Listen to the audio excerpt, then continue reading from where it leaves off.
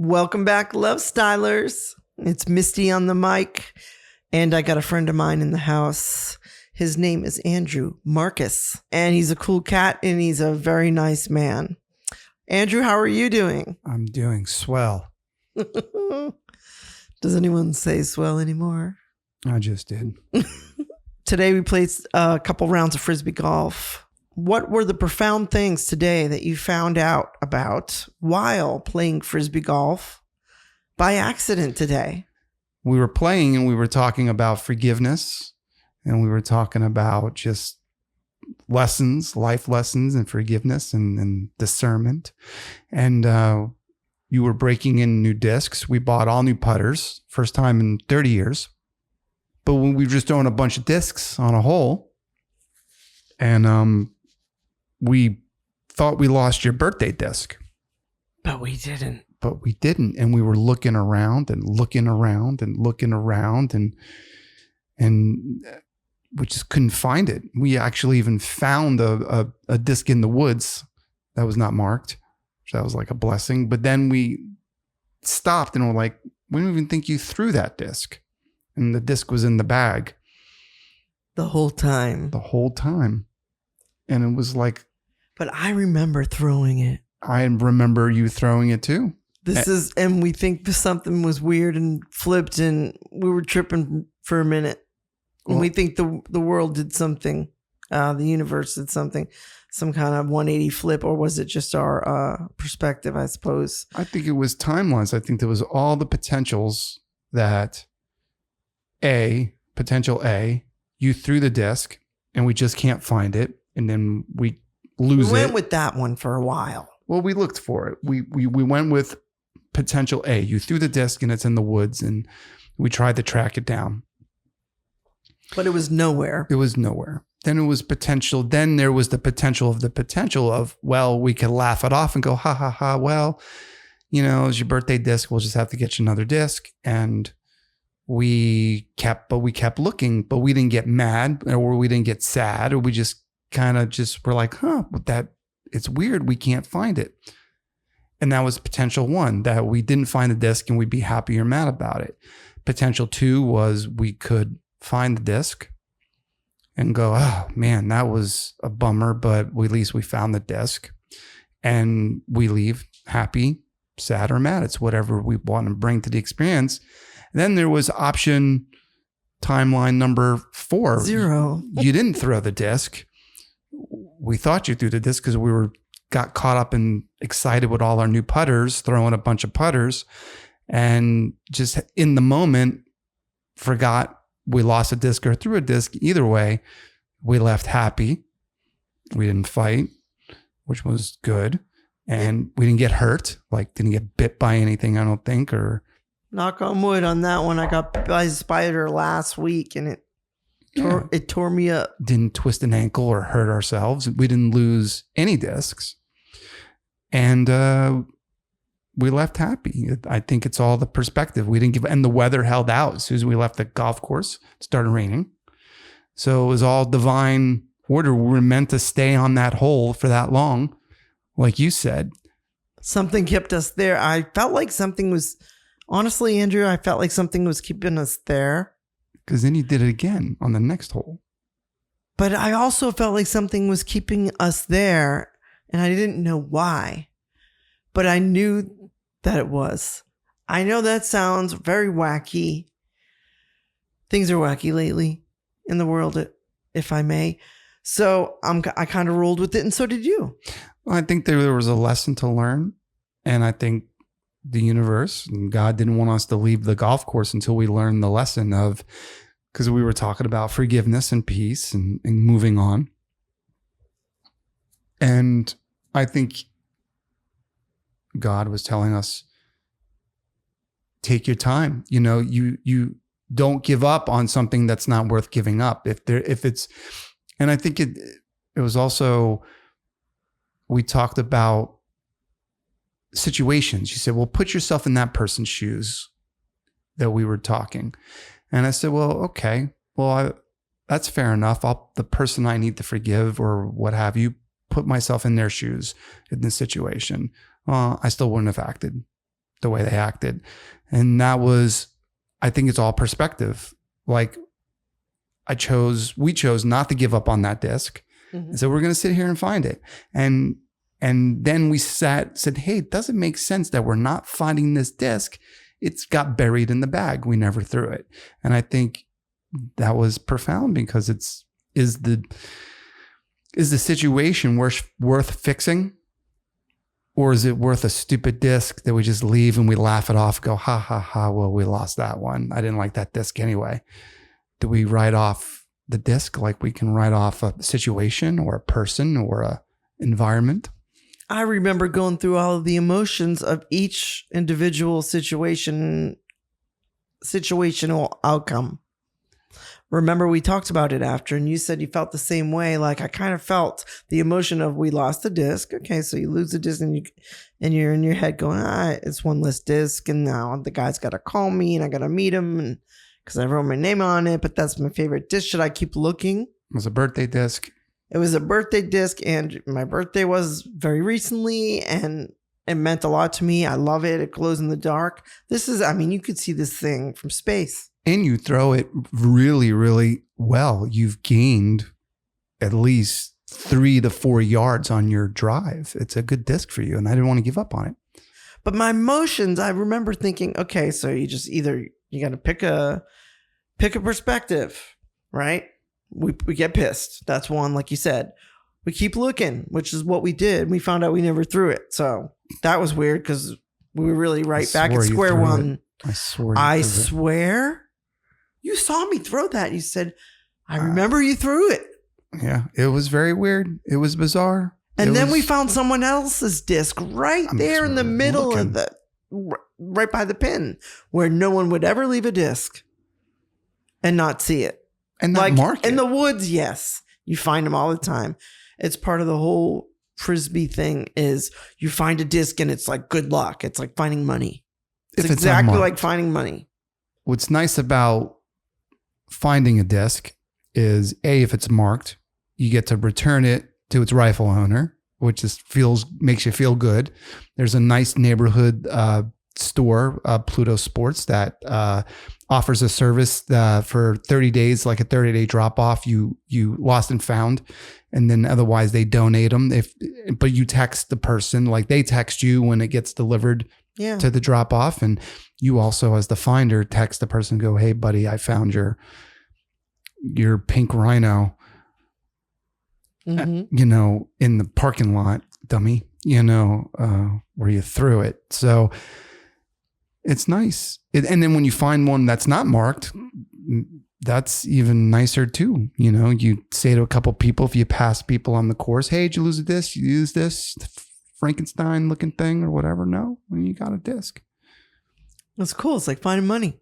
It's like finding energy. It's like getting a nice wind in your sail, nice cool breeze, because you'll get that disc and you may lose that disc one day and then it becomes somebody else's and somebody else's. The profound thing after we found your birthday disc, then that was the drive. And then when you went to putt, we lost a disc again. The second time. And we walked off already and we're like, hey, wait, we're a disc short.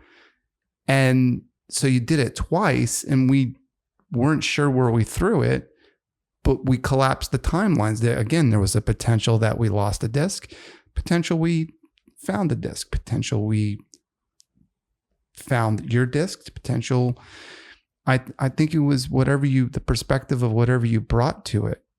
And there's a potential that it's just like stuck weird where you can't see it, which was the second outcome, actually. The second outcome was wedged. It was very weird. It was like perpendicular. I think that's the word of the day. The word of the day is perpendicular.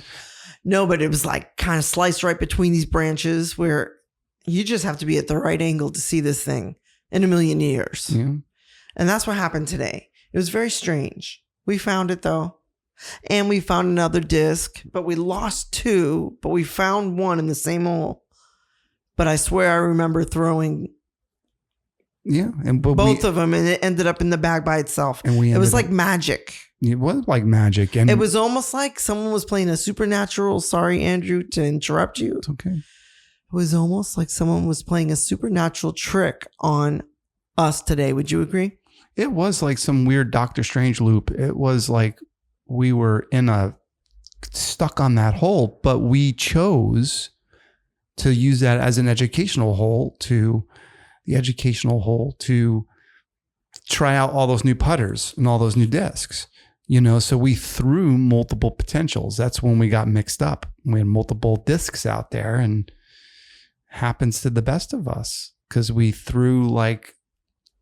I threw a mid-ranger and the new putters, and there was all these different potentials, and that's where the timeline loop kicked in. So that was weird because we both could swear I threw both of those discs. They were two different colors, and we're gonna stop talking about this event today. Okay, so the R category, I'm going to coin it right now, is New Thought Cynicism. It takes New Thought and puts that nice, dark, stinky Matt Walsh turd that he likes to dispense on everyone's dreams and parade that he does so well, and he's amazing. Great guy. But New Thought Cynicism, it's, were we in a time loop, or were we just stupid?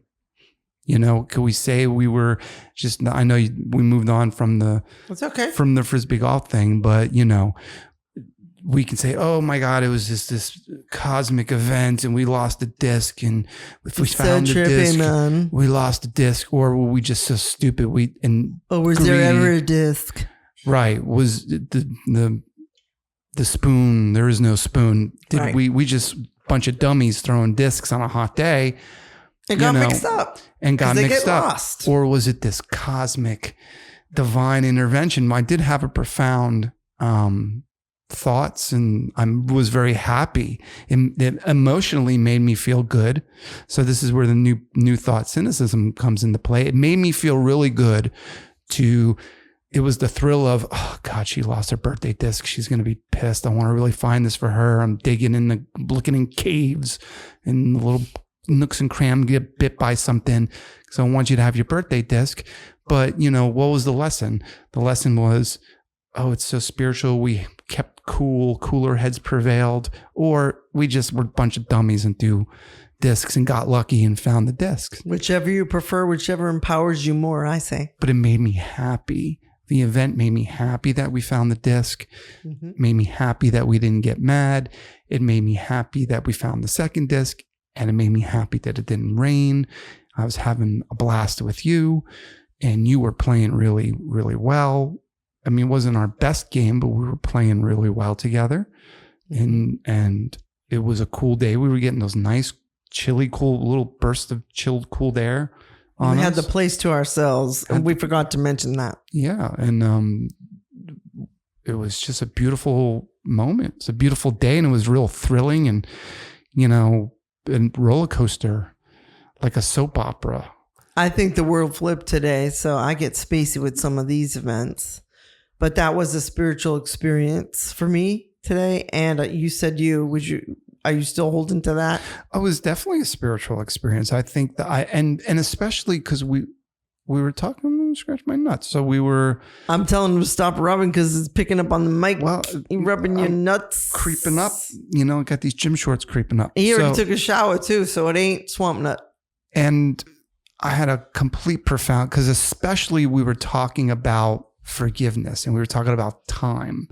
The conversation on the pad before we got into the debacle of the lost discs, we were saying, I want to make peace with our existence in the world and in life. I want to make peace with myself and the others that matter to me, the others that I want in my life moving forward, and the people that we don't want in our life, and the things, not only the people, the things, I could be talking about carbonated soda right now. I want to make peace with carbonated soda before I cut it out of my diet. logically. And we were having a nice, logical adult conversation. And then that weird event happened hey, this is a big moment. Savor this moment. Don't leave this hole until you finish that thought. You were talking about forgiving somebody who was a asshole to you. Correct. An asshole. Giving someone a second chance who didn't deserve it, basically, to save time. And about 1,000 people that know us listening to this just raised an eyebrow. Curious if it's them. That's why I wrote my last podcast, Why Your Haters Love You. But that's a side note. That's not what we're talking about today. We're talking about forgiveness. And at the time, that's when the event happened. The weird event in the woods happened while we're talking about forgiving someone who doesn't deserve forgiveness. Giving them a second, third, 90th chance. And the world or the universe or God or whomever or us selves, our higher selves, however you want to look at it, said, pay attention to this moment, children of mine, or God saying, listen, kids, I'm going to show you a lesson by having you search around for a disc that you never even threw because your mind is on some asshole that does not deserve your forgiveness. Give me a break. You guys are punished. See, that's another part of the conundrum. You know, we were so busy. We took time out of our peaceful day. That was the puzzle. We took time out of our peaceful event. And that was the second round, right? Yeah, it was the second round. Yes. And so we were already playing really good. And that was God saying, hey, enjoy the day. Forget about the creeps. Forget about the haters. Forget about the stupidness of the nonsense. Enjoy each other and enjoy the time in the woods and the time in nature and enjoy the cool breeze. And don't worry about these jackasses. Worry about each other. Worry about your birthday, having fun throwing discs. Well, it's not being in the now, and the forever now is being present. The forever now is the only way I can explain it. When I know I'm thinking old stuff or stuff that didn't even happen, or I'm going to tell this person off and I create a whole scenario that never even existed yet. I'm already worried I'm wasting my brain, my heart, and my emotions on an event that's a false event that doesn't occur, won't occur, and only occurs in my crazy mind, which is hopefully not too crazy. I'm sure other people have this thought too, but scenarios where we waste our time and it's very much not being present is the only way to explain it. If you are not here right now with the smells, the sounds, the love, the aggravation, whatever your moment is, if you're not in it, you're in the past or in the future, which means you are not here now. What is the point of this life if we are not here now? I would agree. That's very beautiful. That's very, very beautiful. And the fact that Thanks. Hearing it, you know, you put it into motion, saying it out loud puts it into action. You know, it's just like putting the brush to the canvas. If you don't have any paint on it, then you're just dusting off the canvas. You know, if you don't put any paint on the brush, or like your dad said to me when we went fishing, you got to get some stink on the hook. I never knew what it meant for years. You know, it was pretty profound. Kudos to your father, but he said you're not catching any fish because you ain't got no stink on. Well, he didn't say it like, he said you don't have any stink on the hook. I can't talk like your dad, but he said put some stink on the hook and you'll catch fish. And I wasn't getting the bait on good enough or whatever. I don't know, or using enough bait, but you know, I think, I don't know where that came from, but it was beautiful what you said. Put intention behind it. Put stink on it. Well, I was talking about being present. So that got you thinking about the stink on the hook. Yeah, put some stink on the moment and put some effort into it. If you're going to not throw a disc, put it in the bag. If you're going to throw a disc, throw it to lose it, or throw it like a puss and throw it not to lose it. Use your putter like I was. Maybe that's, and even think of that lesson. God was like, why are you using a driver, dummy?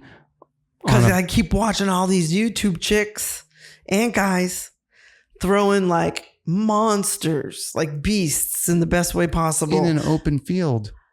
And I'm jealous. And I want to learn to throw like that. So I'm trying to use those drivers. The putting is a whole different thing. Basically, there's no middle. If I may, for a second, go on a tangent about frisbee golf. To me, there is no middle. There is no mid-range. I'm either shooting at that basket to get it in, which is always, or I'm driving it and launching it for the very first time. I'm sure it's very similar to golf. You have to learn your middle game. Your drives are amazing, and you keep getting further and further and further as you gain the strength in your arm and work on your snap. You're going to get further. Your putts are amazing. You're really getting to know the putting. The short game, your short game is phenomenal. Now you got to work on your mid game, because we're playing that little tiny course. There's courses with hard angles, where like really like, 90-degree turns. So now, sometimes you do need a mid-ranger to negotiate. Remember on the first hole, you said it's an illusion. The pin is not that far away because there's so many trees in the way. It seems further than it is. Or harder to get close to. And I didn't mean to hit the mic so hard. Right. Speaking of harder. But we did that. That was on hole 1. That was when we played our first hole. We came to that conclusion. So we started off spiritual. Well, that's interesting because that's when we started talking about who and how they don't deserve a second chance. No, it was on the second round we started talking about who. But we came out the car and we were trying out the new putters. We broke out the new putter because it's a very wooded hole, a lot of trees. It seems like the first hole is an illusion because there's 3 giant trees in your way. So you really only have this tiny hole to make it through. The basket or the pin is not even that far away from the launch pad on this particular hole 1 of this 9-hole course. Yeah. And so it's almost like it trips you up before you even get to start to play the game. Very first hole trips your mind up. Yeah. Not your game up, your mind. It's an illusion. Because there's so many obstacles. It looks further away. Yes. The pin looks further away. I think it's like maybe not even far. But let's say it's like 150 feet. It looks 500 feet away because there's so many obstacles in the way. There's the 3 big trees. There's all the woods around you. And then there's trees in place and fallen logs. So it could skip and go under a log. So many obstacles. It just goes, it looks, but the goal, and then that was the metaphor we kind of let off the day with, just because you just got to negotiate around the obstacles. And you always hook right. And I kind of go, I go left and in, and you have your approach where you hook right and you avoid all the trees and you hug the brush. And I go through the first set of trees and around. I try to thread it with a mid-ranger and you throw a putter. So it's just club selection. When you played that hole, the best you ever played it today with that new putter.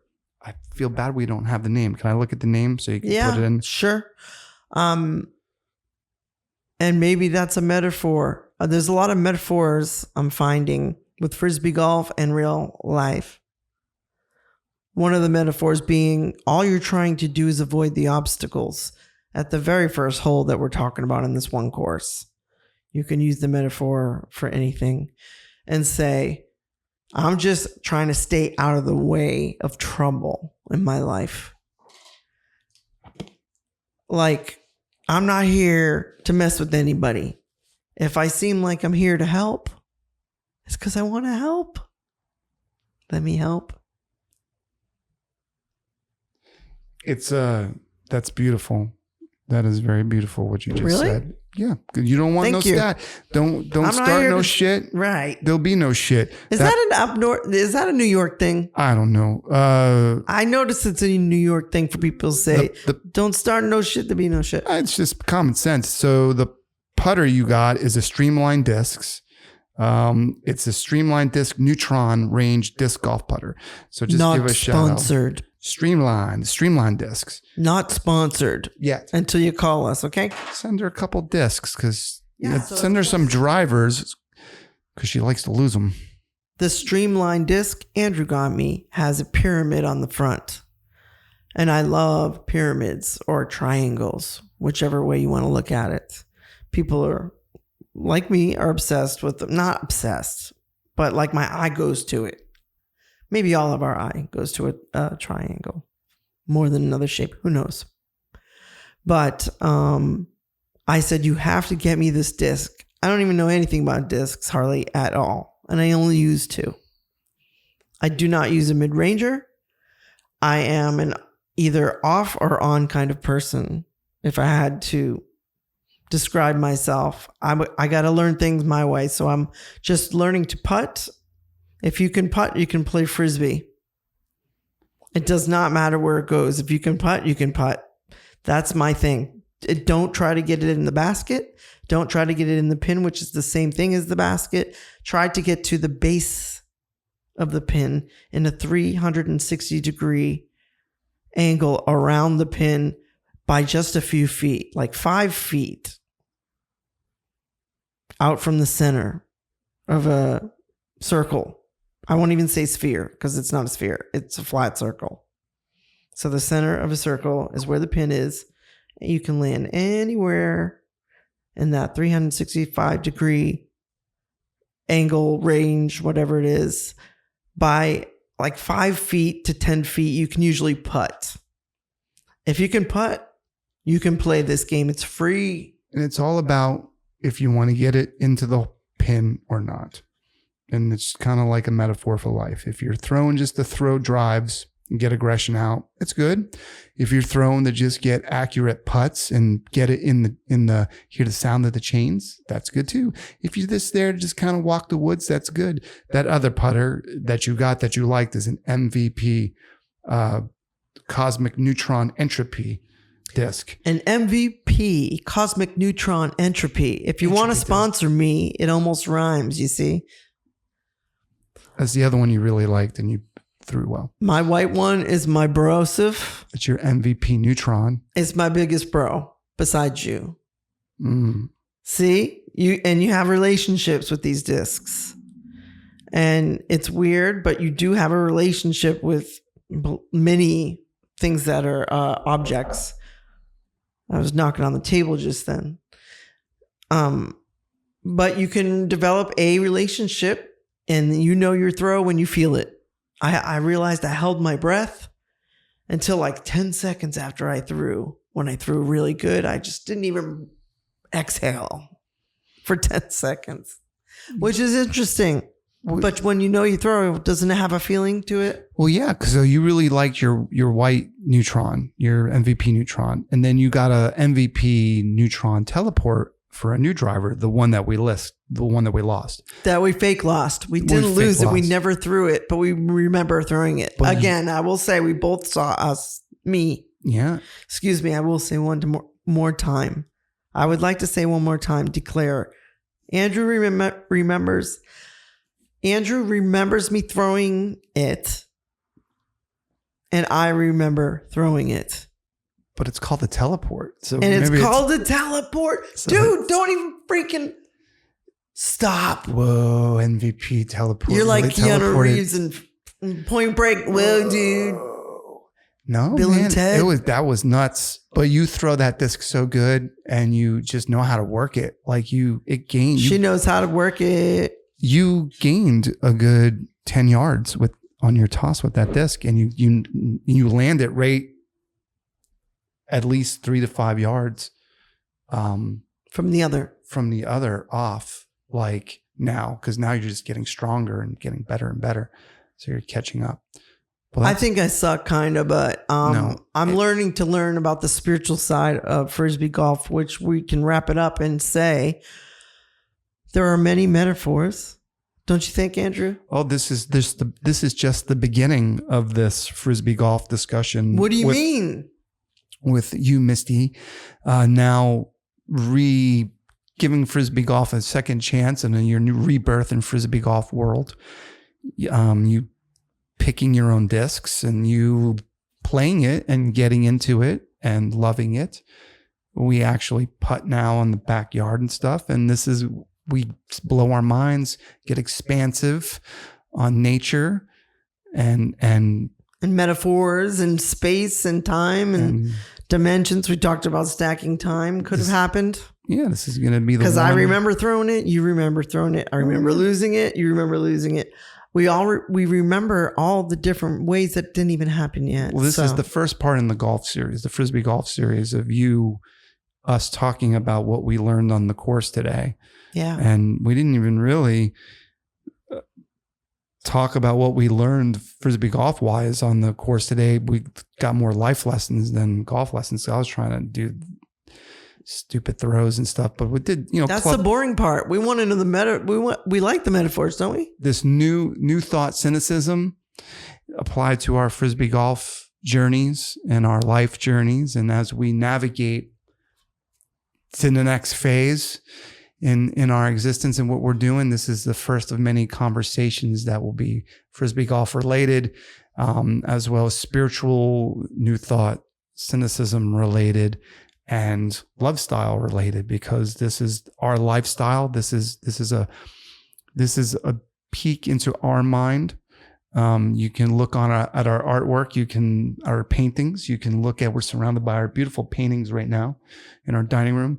We just mixed beautiful songs. We're working on a new record, Black Eyed Soul, and you plug that enough. Just go to blackeyedsoul.com, guys. Everything's there. You can link up to all. I think we got 6 releases, and it's very enjoyable music. A little bit of 90s, a little bit of 60s mixed. And the website, blackeyedsoul.com, will lead you to all the social pages. You can look at our artwork and connect with us, follow us.